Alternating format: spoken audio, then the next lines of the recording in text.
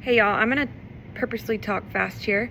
I could not figure out how to do a Facebook Live and share it with both of my pages, so here we are just recording this, and then if you want to comment, I will go back and look at that. So what I'm gonna do is go over what happened with timestamps and why it happened the way it did, and what I think the government will do about this.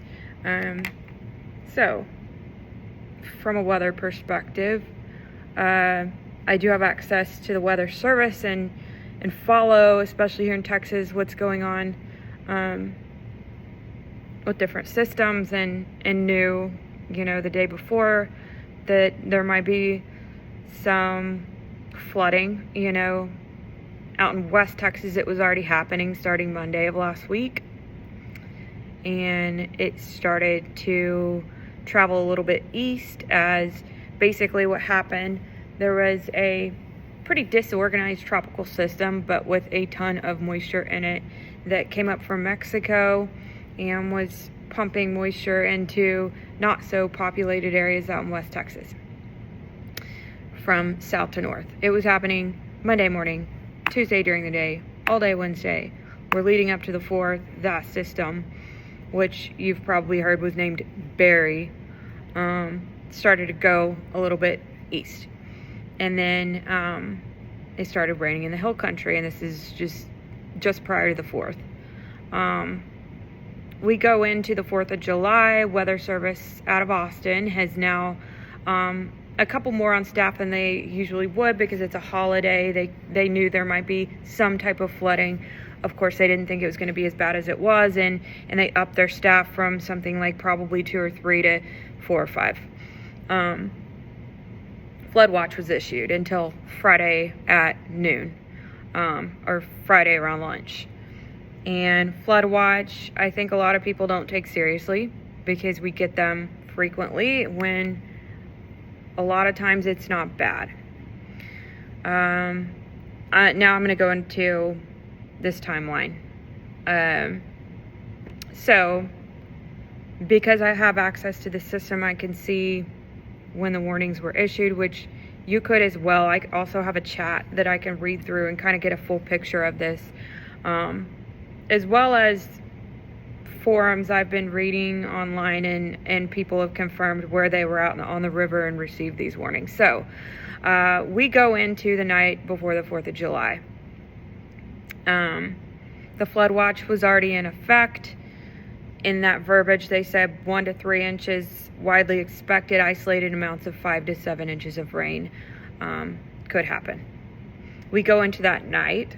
It's obviously now dark and people are going to bed. At the 1 a.m. hour, a flash flood warning was issued for Kerr County. So that's the 1 a.m. hour. This is when the water started to rise.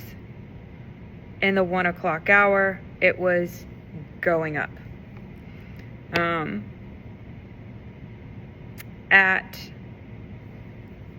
Let's fast forward to 2:28 in the morning. Weather Service is indicating flash flooding has begun. So between 1 and 2, they're realizing what's happening. Gauges are starting to pick up 5+ inches of rain. Flash flooding is ongoing. This is something the hill country regularly gets. At this point, they don't realize just how bad it is. This is now in the 2 a.m. hour. Okay. Fast forward to 3:28, roughly 3:30 a.m., a downstream river flood warning through Kerrville was issued. So at this point, they know the river's flooding. They don't know how bad it is. This is 3:28 a.m., which in retrospect, this is where it started to get terrible. In the 3 a.m. hour, this is when the camps were getting hit. Right now, when the downstream river flood warning was being issued.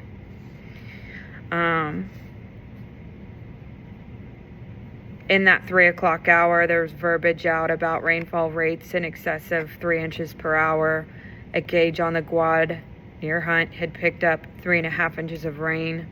This is all in the 3 o'clock hour. As this is happening, this is when a lot of the people were being picked up and washed away.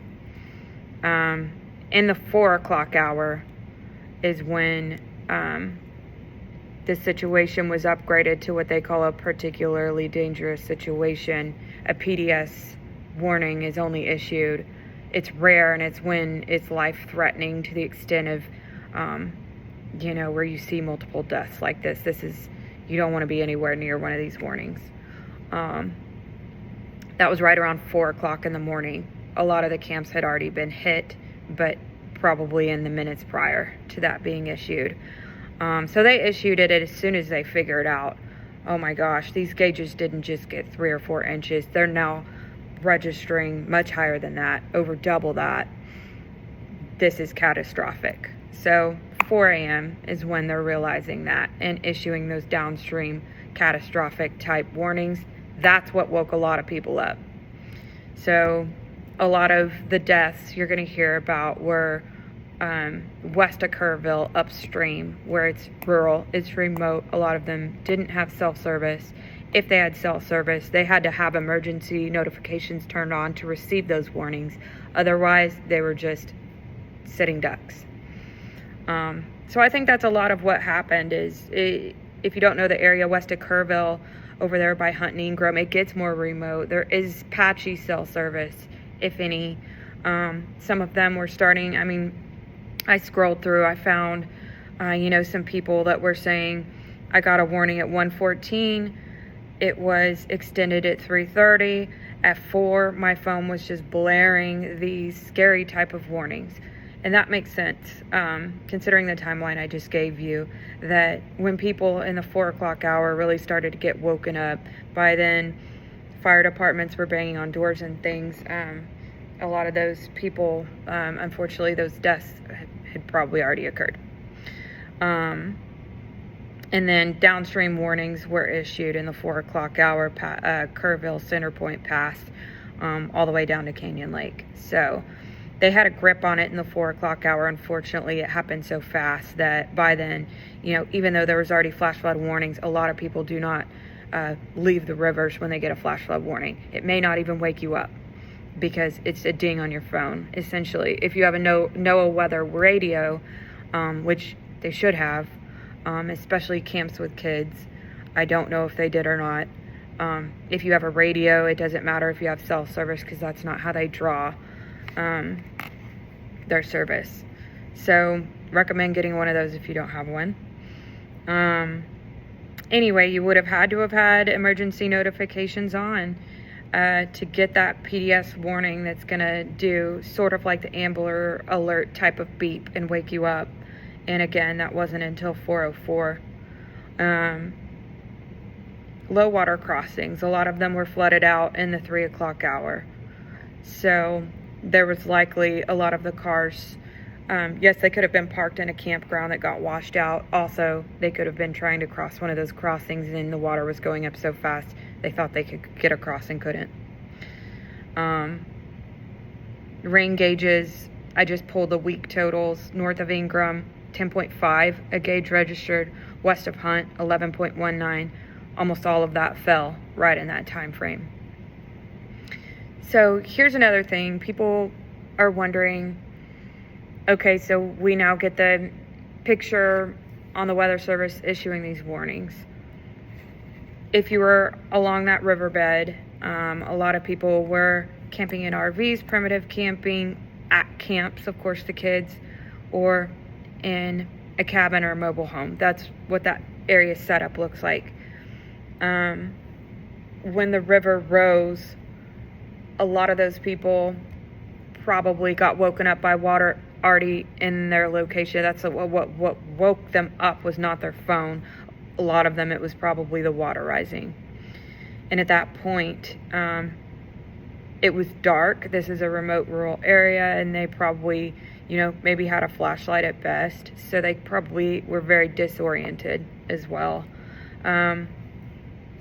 Note about the topography of the area. The Guadalupe River that we all know and familiar with, that runs through New Braunfels out by Canyon Lake, upstream, where this river begins, not far from Hunt. Hunt is remote. I don't even know that I would call that a town. It's more of like an area. Very isolated. And that is where what they call the headwaters, the beginning of this river is formed by multiple streams coming down from 200-foot hills. I looked at the elevation maps.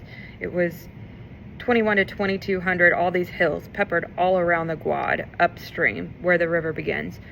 Numerous creeks flow right into the Guad where it forms. So where the heaviest rainfall was at the worst spot it could have been, because the rain fell heavily, fast, in the middle of the night, in a remote area with tall walls of bedrock and a river that was already, I would say, the earlier bouts of rainfall that evening, it had started to come up, but not concerning at all. They were actually very, very dry right before this.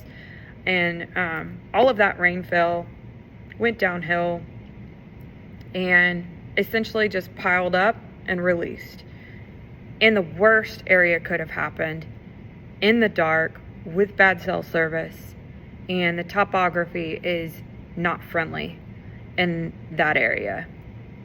You've heard by now it's called Flash Flood Alley.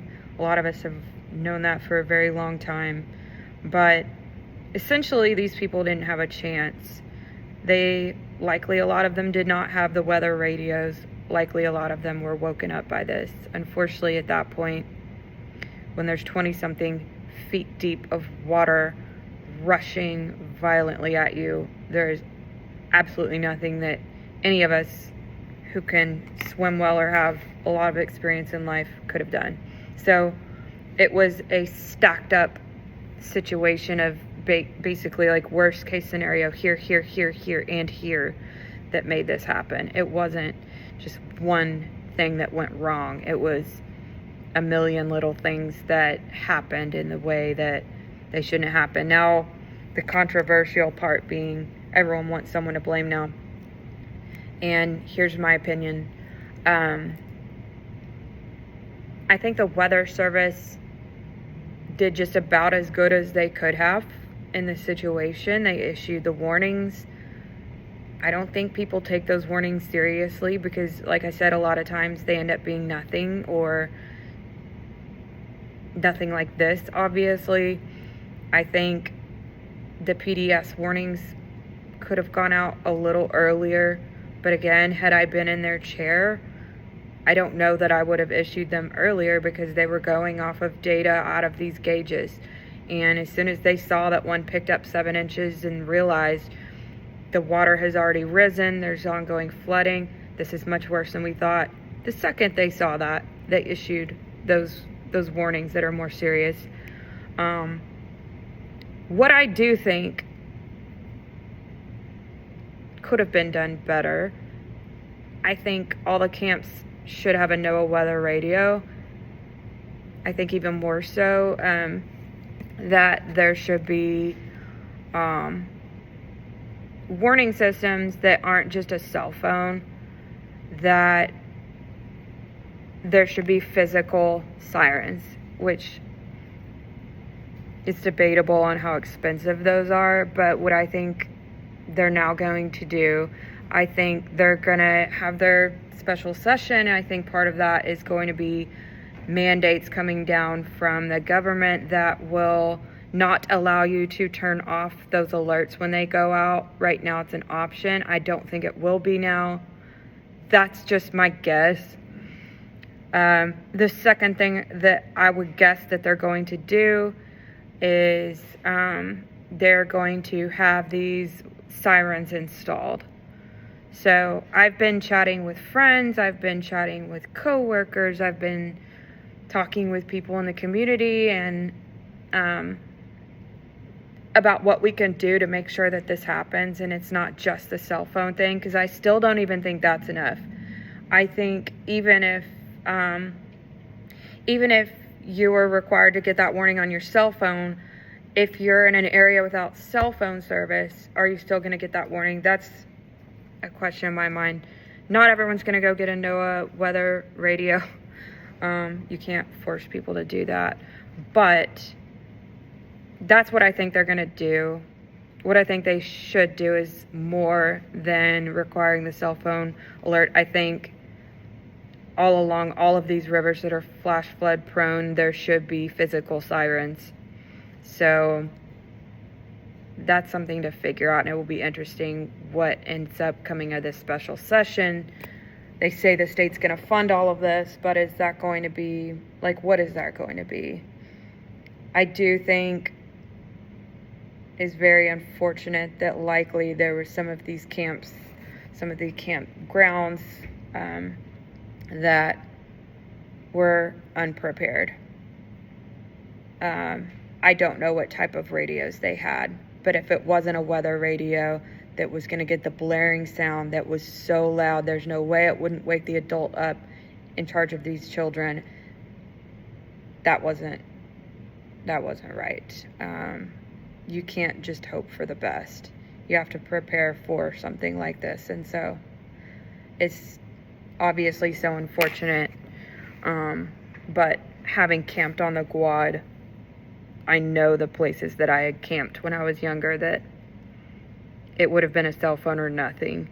So I have a feeling that it's going to come out that that's what it was. And unfortunately, by the time Kerrville officials, the bigger town, kind of caught wind of what was happening, and this was, around about 5 a.m., 4 a.m., 5 a.m. when these warnings were being issued, what were they going to do? It was too late. It was already occurring upstream. All of the ways that you could cross the river were already washed out at that point. The only way you can access some of these more western communities that were upstream is roads that were washed out already at that point, and a lot of them didn't have cell service. So that's how it happened, and what I think they're going to do, and what I think they should do, which is the physical alarms, but I'm interested to see what other people think as well.